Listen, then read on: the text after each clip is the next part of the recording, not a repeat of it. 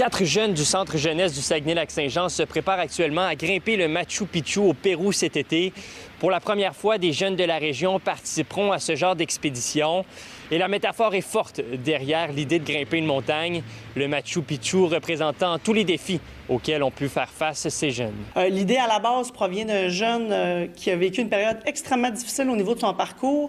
Puis l'idée de monter une montagne, de gravir la montagne, d'aller voir le sommet, provient de ça. C'est comme l'idée de dépasser nos limites et nos cheminements. Et je veux sortir de ma zone de confort. Je suis quelqu'un dont je savais faire des activités, puis juste sortir de chez nous, comme justement venir ici, c'est un gros défi aussi. Là. Puis justement être fier de moi, voir que justement j'ai fait une thérapie, puis encore plus, justement voir que je peux aller plus loin, puis que même si c'est des choses qui me semblent impossibles, mais justement me rappeler que j'ai fait cette montagne-là, puis que je peux faire n'importe quoi. J'ai eu beaucoup d'enjeux aussi au niveau de l'estime de soi.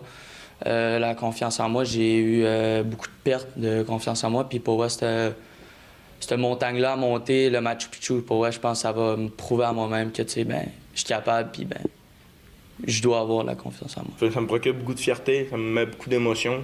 Puis, j'ai bien hâte d'avoir... en fait, j'ai bien hâte de me voir au sommet, puis d'avoir la fierté de l'avoir faite aussi.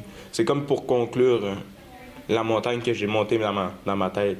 La mettre au concret. Pour les accompagnateurs et les intervenants qui agissent auprès des jeunes au quotidien, c'est l'occasion de leur montrer qu'ils sont capables de tout et que malgré parfois un parcours parsemé d'embûches, il est toujours possible de se relever et finalement d'atteindre le sommet. Pour nous, là, aller au sommet du Machu Picchu, c'est de dire on va regarder là, tout ce qui a été gravi dans les dernières années.